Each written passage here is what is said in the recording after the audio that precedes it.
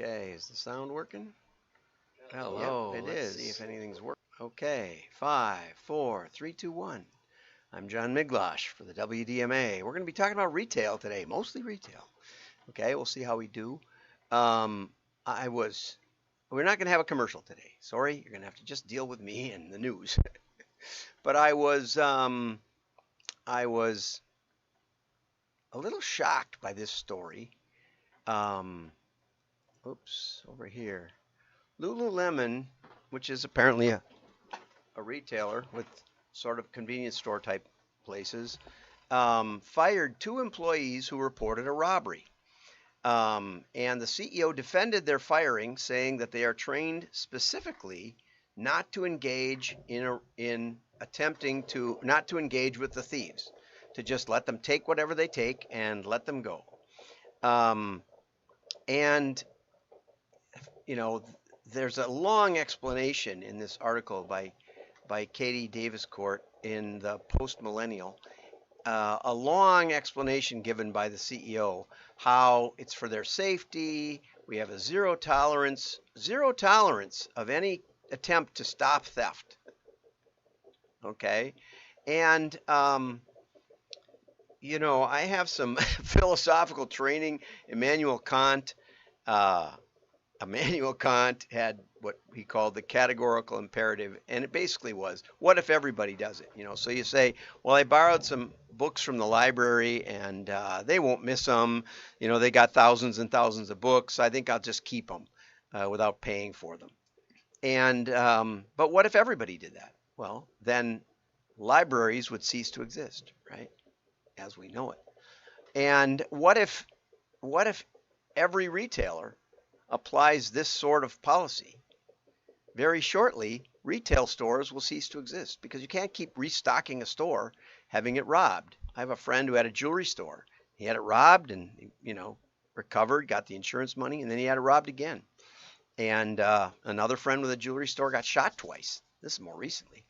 And if you allow petty theft, then it it snowballs. And that's exactly what the employee said. The CEO said it's only merchandise, and that is not the case. That is not the case. Not only is that not the case, but when you allow blatant theft, I was the VP of marketing at an imprinted merchandise company, and we had an unconditional money back guarantee. If you don't like it, you send it back, and we'll give you a full refund. And that was kind of the way we did things in the day, and Land's End still has it, and a number of people still have it. But my customer service reps came back and said, that's really not fair. It's not fair to us as customer service employees because there's literally nothing we can say when people make unreasonable return requests. And I said, well, like what? And they said, well, for example, a secretary at a law firm thought it'd be nice to order some lifesavers. And so she ordered lifesavers, imprinted with the law firm's name. She thought she'd put them in a bowl, and she didn't realize she was going to get 500 boxes of lifesavers with like a dozen in a box or something, which is like 6,000 lifesavers, rolls of lifesavers. It was a case of lifesavers imprinted. And so the boss called up and said, we want to return them. I said, is there a problem with them? If they had a problem customer, they would send them back to me. I gave them that authority. And he said, no, but she didn't realize how many there were. And she put it on the corporate credit card. I might have to let her go because of this. And I said, well, perhaps you should let her go if she's ordering frivolous items without any approval. But I said, there's really nothing wrong with them. And we had customers regularly call where someone had ordered something and they'd spelled their own company name wrong and approved it. And so we basically said the imprint is the customer's responsibility. Quantity and imprint is the customer's responsibility or something like that. Why? Well, because when you allow this to happen, when you allow some customers to do that, I had a friend who would buy dress shirts from Land's End, and then he'd wear them for, a couple of months, maybe a year, and then he'd send it back, and they'd give him new ones. I don't think that's appropriate. I think that is forcing other customers to pay for your negligence. And I would say the same to LuluLemon, right? Uh, when they interviewed Rachel Rogers, 23-year-old Rachel Rogers, who's a store associate, she recorded the robbery and said the Peachtree Corner store had been the target of the same group of thieves for weeks, stating that they would consistently rob the store around an hour before closing, snatching merchandise from store fixtures closest to the door, then fleeing in their getaway car. A spokesperson for LuluLemon told investigators 4 men were wearing the same clothes they'd been responsible and had been responsible for robbing another LuluLemon store in the Atlanta area the same week. Ferguson, a mother of 4, apparently that's somebody else. Ferguson, a mother of 4, was seen in the video yelling, I think this is the employee, yelling for the group to leave the store as the thieves swiped leggings from the store fixture and accomplice held the door open. The employees followed the group outside, not physically trying to stop them, so it's a little bit questionable. They didn't really engage, but then called the police department, and the 4 were later arrested 2 days later. If you allow repeated blatant theft with no intervention, if you don't defend property, then all your customers are paying more. You are cheating your customers if you allow this. And obviously, you're cheating the neighborhood because you're not going to keep the store open. Near our church, there was a big Cub Foods and they closed, and now there's almost no grocery in that neighborhood. And I was told that they closed because of repeated theft at that store. Okay, so think about that. Okay, and we're going to talk a little more about that. But first, on Friday, I think it was Thursday or Friday, I talked about Japs-Olson selling their building, and I said it doesn't sound like they sold their company. It turned out that they had to register the sale of the building ahead of time before the announcement, but they have in fact sold to Monomoy, which is a venture firm that likes to invest in family-owned businesses and likes to keep them intact and running and help them grow and become more profitable. And so I had a long talk with Debbie Roth yesterday, about a half an hour talk, which she graciously provided. It's nice to get the background story too, and it sounds like everybody's excited. The venture firm and Japs-Olson, and everybody's staying, and it's staying in St. Louis Park. Debbie assured me that they have a commitment to St. Louis Park and to the neighborhood, and they've been there 115 years, and they're one of the best in direct mail processing. I mean, printing and processing and data. And so I just wanted to follow up. I asked her, if I'd done all right when I speculated on what was going on, and she said, well, you got most of it right. You didn't know all of it because apparently they had to file something earlier with the community, and so that word got out before the full press release came out. So but she said substantially you were right on the button. It was a benefit to us and a benefit to the investors, and we're going to take the next step, and it's going to help us do that. So that's pretty exciting. Okay, so now I wanted to get over here. This is Walgreens. At New Chicago Walgreens, you can only browse 2 aisles. The rest of the store is locked away. The South Loop store, which forces customers to order items digitally, is about convenience, not about theft prevention. And so there's this wall, and the rest of the store is behind the wall, and you have tablets. I think these are the tablets, and then they put your order up here on the, in the window and call your name. And customers had mixed reaction to this, let's say. Okay, and there's 2 aisles that you can shop in. This is probably the 2 aisles at the front of the store, and they have relatively inexpensive items. And at the back is the pharmacy, so you can still get access to the pharmacy. And Megan Boyd, a spokesperson, said that this was a test. We're testing a new experience. This store test is one of its kind, the first one of its kind. They didn't say that they had a problem with theft, but as I mentioned last week in a story, many of the biggest retailers have significant increase in theft in their stores and are trying to figure out what to do with it. Several regulars said they think the new design is an attempt to deter theft. There were 19 reported thefts at convenience store or drug stores in the 100 block of East Roosevelt in 2022. Okay, so in 1 year there was more than a theft a month. Not as bad as the LuluLemon.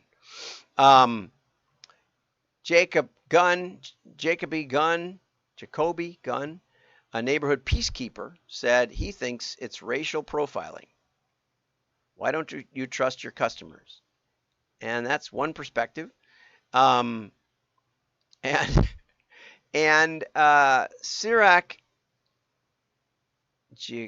Giotum said he found the store confusing to walk through. Well, you don't have much to walk through. But another resident said that the shop was previously dirty, smelly, and not properly organized. So sounds like they thought it was an improvement, okay? And that shopper said he saw somebody shoplifting at an earlier date before this thing came out. So I'm pretty amazed at how the store looks more clean now. They're making it smaller so they can control it better. But I never felt unsafe to start with, and that's a good thing to point out, okay? So there's some speculation of what the real objective is, but this brought me to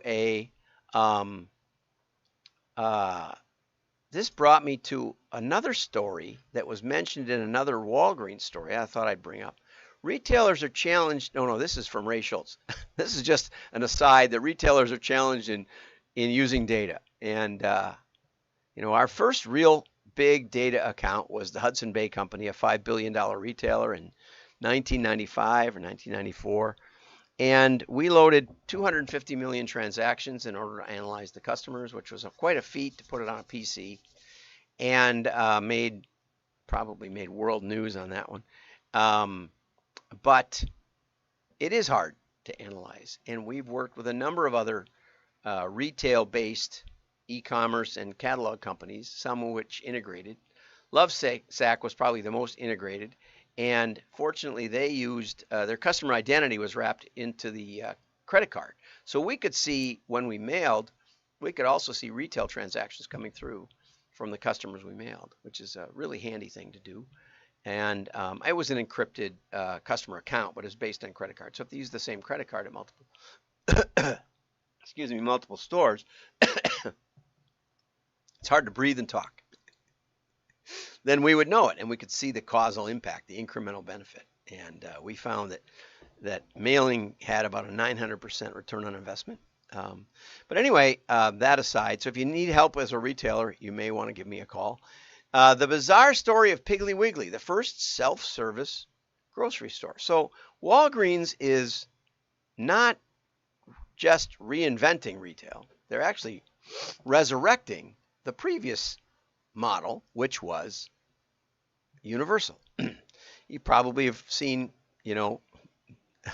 Pa taking Ma to the general store, and they ride a couple hours on the wagon and get to the grocery store or the general store, and they need a couple of bolts of cloth, and they need some seed for the garden, and they need some pickles or whatever. Now they probably make their own pickles, but they need a shovel, and it's all there in the general store. And what they do is they hand their list to the guy at the general store, and he goes around the store and puts it on the counter and says, "This is how much it is." That's the way retail was done until 1916, when the Piggly Wiggly opened in Memphis, Tennessee. Okay, and the founder was Clarence Saunders. He never quite said why he named it Piggly Wiggly. Okay, but at the time, self-service grocery stores, now self-service grocery stores are the norm, but at the time they weren't. Okay. And Sanders at the grand opening held a beauty contest, and every woman who came got a $5 or a $10 gold coin, which is a gold piece, which would be a heck of a prize. That'd be like handing out $100 bills at least today. There was a brass band. They handed the kids flowers and balloons. It was necessary because they were trying to do something new. groceries were sold at stores where clerks would assemble your order for you, weigh out the dry goods from large barrels, and even in chain stores, clerks use even the chain stores use clerks. So an army of clerks were necessary to fill orders, and they were expensive. So Sanders' model only had employees stocking the shelves who politely refused to select merchandise for the visitors. So you could say, in a sense, it was a step down in service. But now we think, that's our right to walk around the store and pick up whatever we need. And if we want to put it in our pockets, we can, because it's only merchandise, as the CEO of LuluLemon said. But one day Memphis will be proud of Piggly Wiggly, and it will be said by all men that Piggly Wiggly shall multiply and replenish the earth with more and cleaner things to eat. And I agree. My favorite grocery store is Piggly Wiggly, and I drive past two closer ones to get there. And they said he named it after little pigs struggling to get under the fence, but once someone asked him, and he said, so people would continue to ask that very question.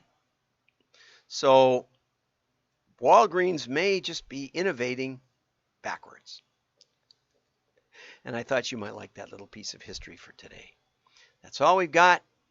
Like and share. Remember, the show notes are available online after the show at wdma.org. All of the archives. If you remember a show that you can't find on LinkedIn, you can go on WDMA and you can go to that page. It's in the members only section, so you have to go subscribe, which is free, or you can join and support our efforts to defend direct mail. But if you do, you can search then by the article name, more or less. I shorten them up so that they fit better, or give me a call. But you can also search YouTube. YouTube is much better searchable than LinkedIn. LinkedIn, I can't even find old articles. Also, we have a daily podcast that's on Shopify, Apple, and Google, and the links to subscribe to that are on every podcast, which is also available at wdma.org, so you can check that out, and you can listen in your car on the way home from work or whatever if you don't have time to sit in front of your computer and listen to me tell you the news. Have a great day. Like and share. Your friends will know you're smart. Bye-bye.